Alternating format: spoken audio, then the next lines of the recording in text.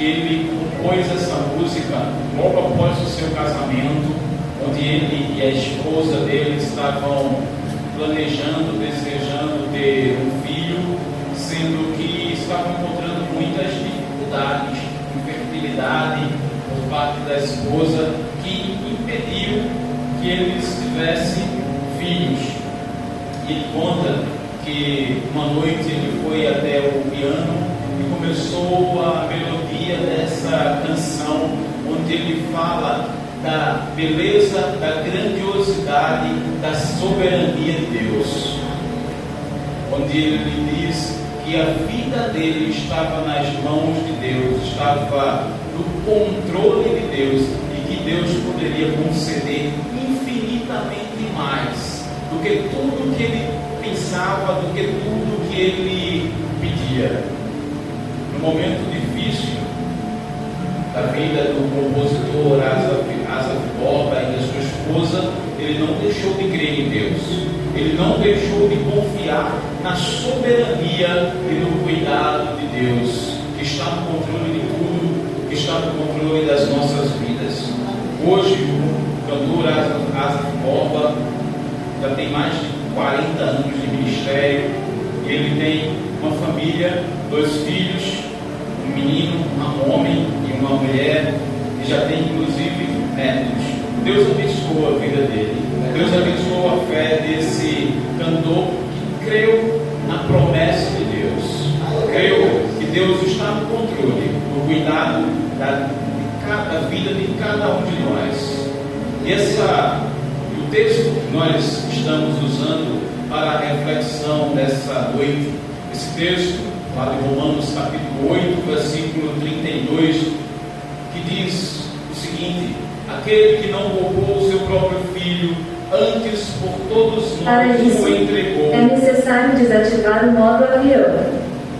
Porventura não nos dará graciosamente com ele, com Jesus Cristo, todas as outras coisas. Meus irmãos, minhas irmãs, eu pretendo nessa noite refletir com vocês na riqueza desse versículo, na riqueza da promessa contida nesse versículo. Antes, eu gostaria de dizer que, para mim, esse versículo é muito especial. Eu posso afirmar, meus irmãos, que todas as vezes em que eu me encontro aflito, todas as vezes em que eu me encontro desanimado, sempre que eu acho que as coisas estão difíceis demais, eu encontro nesse versículo, eu encontro nesse texto paz para continuar a minha jornada com fé em Deus. Nesse texto eu encontro refrigério e renovo para a minha alma e para a minha vida. E eu creio, meus irmãos, eu creio, minhas irmãs, que a compreensão da dimensão da promessa contida nesse verso e do fundamento em que essa promessa está baseada, certamente também trará força, refrigério, paz a todos que aqui estejam e que porventura estão passando por dificuldades, por dores na vida. De maneira resumida, o que o apóstolo Paulo pretende nesse versículo, o objetivo de Paulo é nos assegurar que nós que pertencemos a Deus, nós que pertencemos a Deus, nós que somos de Deus, podemos ter a certeza de que Ele, Deus em Cristo, nos dará todas as coisas necessárias para que nós possamos viver uma vida frutífera. Esse é o objetivo de Paulo, assegurar a igreja de que em Cristo Deus nos dará tudo o que necessitamos para vivermos uma vida plena, para vivermos uma vida frutífera. E essa é uma grande promessa de Deus, é uma grande promessa de Deus que nós devemos ter guardada em nossos corações. Essa é uma maravilhosa promessa de Deus. Nós cremos que Deus não mente. Nós cremos que a sua palavra é verdadeira. Acreditamos nisso. Porém, meus irmãos, porém, minhas irmãs, em algumas circunstâncias, nós duvidamos das palavras de Deus. Em algumas circunstâncias, nós ficamos céticos quanto às promessas de Deus e questionamos se realmente Deus se importa conosco. Questionamos se realmente Deus está cuidando das nossas vidas. Confesso aos irmãos que eu já fiquei assim, descrente quanto ao cuidado de Deus. E sei que muitos irmãos que também estão passando por momentos tais em que a sua fé no cuidado de Deus está sendo posta em prova. Eu creio, meus irmãos, minhas irmãs, eu creio que especialmente para essas pessoas que estão passando por isso, é que esse texto é deveras precioso. Eu creio que é especialmente para essas pessoas que Paulo dirigiu essas palavras. Portanto, meus irmãos, minhas irmãs, eu peço que fiquem atentos à exposição dessa preciosa promessa em que o apóstolo Paulo pretende nos assegurar de que Deus está cuidando das nossas vidas. Não importa as circunstâncias em que estejamos vivendo, Deus está cuidando de nós. E ao longo de todo o capítulo 8 de Romanos, o apóstolo Paulo enfatiza para os crentes de Roma a segurança que eles podem ter em Deus, segurança de que Deus iria prover tudo o que era necessário para a salvação deles, tudo o que era necessário para que eles vivessem uma vida plena, para que eles vivessem uma vida frutífera. Porém, os reveses que aquela igreja de Roma enfrentava eram tantos, as lutas eram tantas, as provas eram tantas, que muitos também podiam duvidar de que Deus estava cuidando deles. E o apóstolo Paulo, sabedor disso, ele declara de maneira muito especial essa promessa de que Deus dará tudo para os crentes de Roma, tudo que for necessário para que eles vivam uma vida plena, uma vida frutífera, uma vida cheia do Espírito Santo de Deus. E para Paulo, essa promessa, ela tem uma garantia, ela tem um fundamento que é firme, um fundamento que é seguro, um fundamento que é inabalável. E essa garantia, esse fundamento firme, inabalável, em que essa promessa está sustentada para o apóstolo Paulo, é o amor de Deus pela sua igreja. Eu repito mais uma vez, a garantia da promessa de que Deus em Cristo nos dará tudo o que for necessário para vivermos uma vida frutífera. O firme fundamento dessa promessa é o amor de Deus pelo seu povo, é o amor de Deus pela igreja. E nesse versículo, meus irmãos, minhas irmãs, Paulo detalha como esse amor se manifestou aos crentes de Roma e como ele se manifesta aos crentes de todas as épocas. E a manifestação desse amor nós encontramos na primeira parte desse versículo. Na primeira parte de Romanos 8:32, onde lemos: aquele que não poupou o seu próprio filho, antes por todos nós o entregou. É dessa forma em que o amor de Deus está sendo manifestado para a igreja de Roma. É dessa forma em que o amor de Deus se manifesta na nossa vida. Eu creio que o apóstolo tinha em mente o texto de João, capítulo 13, versículo 16. Um dos versículos mais conhecidos da Bíblia, que diz que Deus amou o mundo de tal maneira que deu o seu Filho unigênito, para que todo aquele que nele crê não pereça, mas tenha a vida eterna. Paulo está trazendo à mente dos crentes o amor sacrificial de Deus. E é esse o fundamento dessa promessa de Romanos 8:32. Deus nos dará todas as coisas em Cristo, e nós podemos ter certeza disso, porque Deus não poupou o seu único filho, antes Ele o entregou por cada um de nós. O que Paulo pretendia dizer para a igreja de Roma, o que Paulo pretende nos dizer hoje, era que pelo fato de Deus ter entregue o seu único filho por nós, Ele também nos dará todas as outras coisas.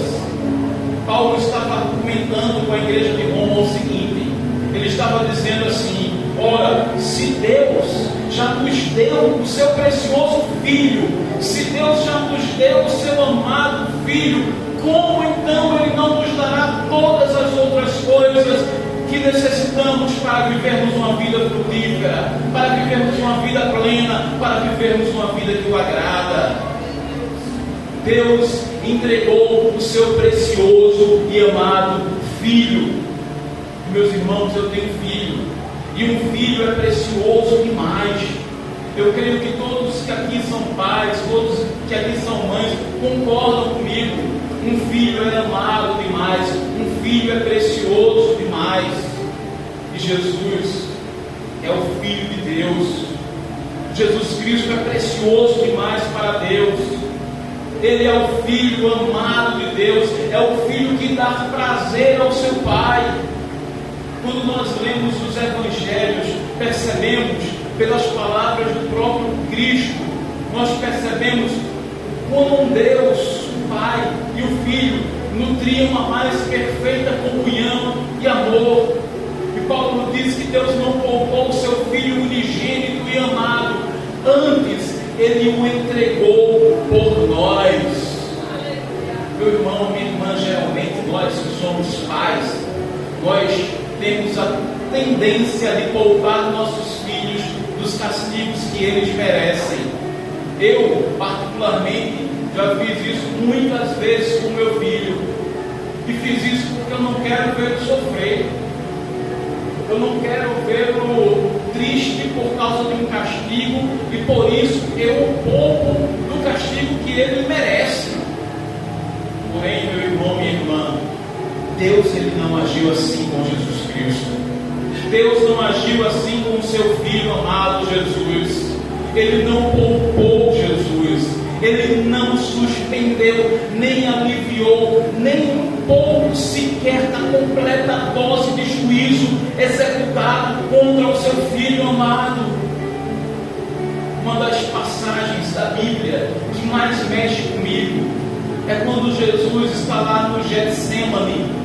Ele sabe que a sua hora é chegada, e Jesus vai ao Getsemane. Ele chama alguns dos seus discípulos para irem com ele àquele lugar, para juntos orarem.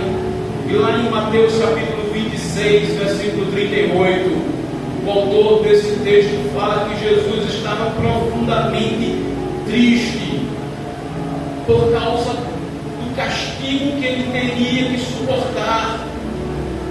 E numa oração, Jesus fala ao Pai, ele diz: meu Pai, se é possível, passa de mim esse cálice, todavia não seja como eu quero, mas como tu queres. Deus estava presente lá no Getsemane, e Deus estava vendo toda a dor do seu filho, e Deus sofreu com o seu filho. Como pai, eu não suportaria ver meu filho passar por tamanha dor. Porém, Deus suportou a dor de ver seu filho sofrer angústia na alma. Deus não poupou seu filho dessa dor. Deus não poupou e suportou a dor de ver o seu filho ser escarnecido, zombado, torturado, humilhado e morto na cruz do Calvário. Deus não poupou o seu filho de pagar o alto preço por nós, pecadores. Ele fez isso tudo por nós. Ele fez isso porque essa era a única forma de nós sermos redimidos dos nossos pecados. Ele fez isso porque essa era a única forma de termos perdoados os nossos pecados. Essa era a única forma de podermos ter comunhão com Deus e de sermos aceitos como membros da família de Deus. Cristo, Ele pagou naquela cruz o preço do nosso pecado. Ele pagou naquela cruz o preço do meu pecado, do seu pecado. Ele sofreu no meu lugar. Ele morreu no nosso lugar. Ele foi o nosso substituto. Ele sofreu por nós. Ele morreu por nós. Paulo traz isso à mente dos romanos, quando diz: Deus não poupou o seu único e amado Filho, antes por todos nós o entregou. E meu irmão, minha irmã, saber que Deus entregou Jesus para morrer no meu lugar, e que Jesus consentiu com isso, saber disso me faz ficar comovido com tão grande amor demonstrado por Deus e por Jesus por mim.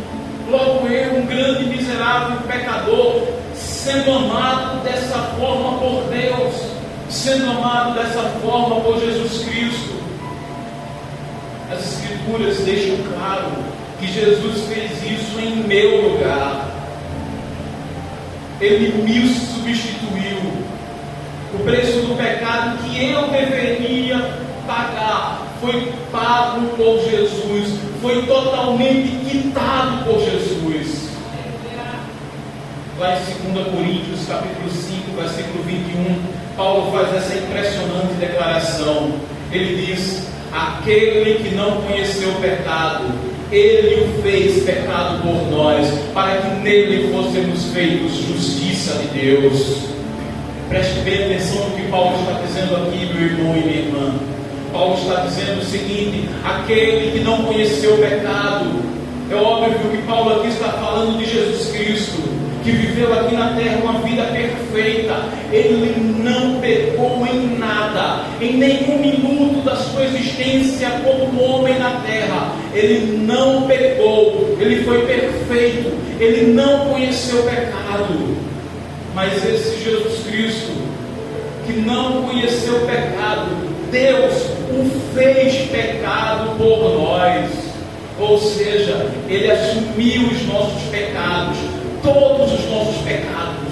Todos os nossos pecados foram transferidos a Ele. E Ele pagou um alto preço pelos nossos pecados. E Ele fez isso, meu irmão e minha irmã. Ele fez isso para que nós fôssemos feitos justiça de Deus. Ele fez isso para que nós pudéssemos ser considerados como justos diante de Deus. Essa obra de Jesus, a vida perfeita de Jesus, é transferida a cada um de nós. E dessa forma Deus nos considera justo. Ele nos considera justo porque Jesus pagou o preço por nós. Porque Jesus pagou todo o preço do nosso pecado. Então, meu irmão e minha irmã, o amor de Deus demonstrado no ato dele lhe dar o seu Filho é a garantia. O amor de Deus no ato dele enviar seu Filho Jesus Cristo para morrer por nós é o firme fundamento da promessa que Deus fez de que em Cristo Ele nos dará todas as coisas para vivermos uma vida frutífera. Se Deus não poupou o seu Filho amado, antes o entregou por nós. Se Deus já fez a parte mais difícil do plano da redenção, que consistia em entregar o seu Filho amado para morrer por nós, se Deus já fez isso, como então esse Deus não vai nos dar todas as coisas que necessitamos para viver uma vida frutífera, para viver uma vida santa, para viver uma vida que o agrada? Paulo pretende fortalecer a nossa fé, meu irmão e minha irmã, fortalecer a nossa fé em Deus, lembrando-nos do que Ele já fez no passado por nós. E ao lembrar do que Ele já fez no passado, eu posso ter fé Eu posso ter plena confiança de que Ele me fará e me dará o necessário para que eu possa viver já aqui na terra uma vida plena, uma vida rica, uma vida cheia de sentido, uma vida cheia de significado. Pelo que Ele já fez no passado, eu posso descansar na promessa de Deus, de que Ele me dará tudo o que mais for necessário para completar a obra da redenção na minha vida. Eu estou seguro dos braços de Deus, porque Deus é o firme fundamento da sua palavra. O amor de Deus é o firme fundamento da sua promessa. Paulo desejava que os crentes em Cristo tenham essa segurança de que em Cristo eles terão tudo o que for necessário para viverem uma vida plena, uma vida que agrada ao Pai, uma vida que está sendo santificada e continuará sendo santificada até o dia em que a nossa jornada terminar. Eu comecei, meu irmão, minha irmã, comentando que essa mensagem, essa grande promessa de Deus, essa promessa inabalável de Deus, sempre me traz alívio quando eu passo por situações difíceis. Ela é um refrigério para a minha alma. E ela me traz esse refrigério por entender que essa promessa de Deus, ela não quer dizer necessariamente que aqui na terra eu não passarei por sofrimentos.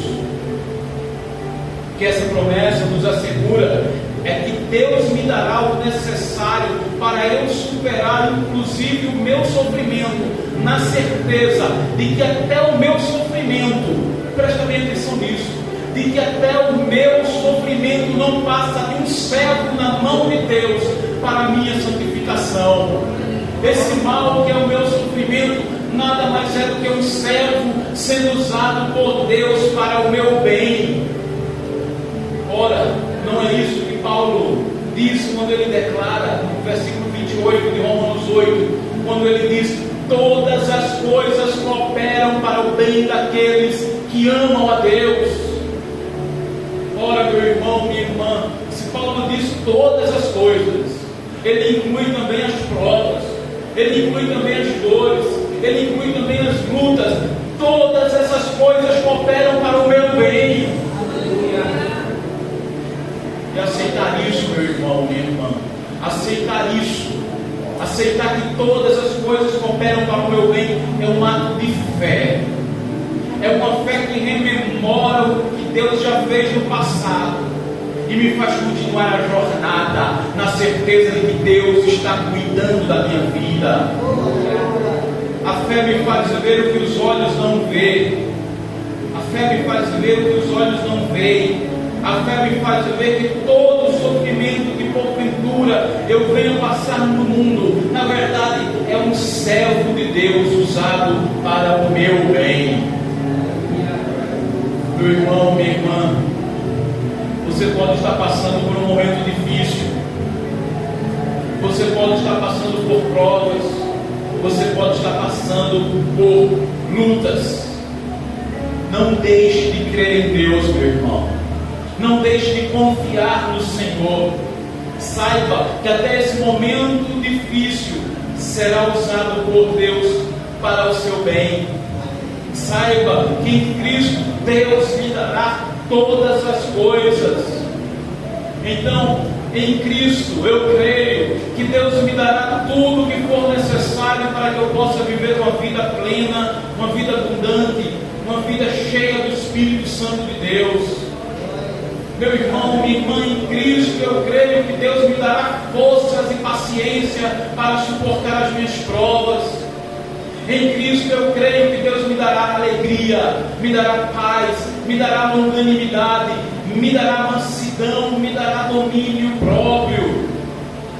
Em Cristo, meu irmão e minha irmã, eu creio que Deus abençoará a minha vida, abençoará a minha família, abençoará o meu lar. Em Cristo, eu creio que Deus fará que em todas as coisas eu seja mais do que vencedor. Creia também nessa promessa, meu irmão, minha irmã. Creia nessa promessa. porque ela não foi feita apenas para a igreja de Roma, ela não é feita apenas para mim, para o pastor Gustavo, ela é feita para cada um de nós que amamos a Deus, cada um de nós que entregamos as nossas vidas a Deus. Creia nessa promessa de que Ele, o nosso Deus, em Cristo, nos dará todas as coisas que nós necessitamos para vivermos uma vida plena, para vivermos uma vida abundante. Receba essa promessa, meu irmão e minha irmã, na confiança de que aquele que não poupou o seu único filho, antes por todos nós o entregou, certamente esse mesmo Deus cuidará de nós e nos dará tudo o que for necessário para vivermos uma vida abundante, uma vida cheia de bênção de Deus.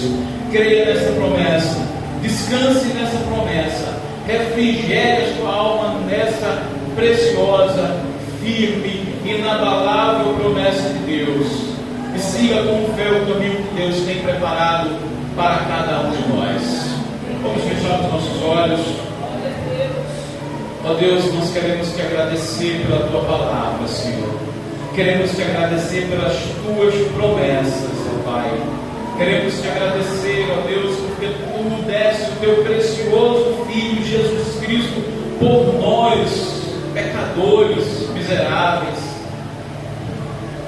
Te agradecemos, ó Pai, pelo sacrifício de Jesus Cristo ao dar a sua vida, ao morrer lá naquela cruz do Calvário no nosso lugar, Senhor Deus.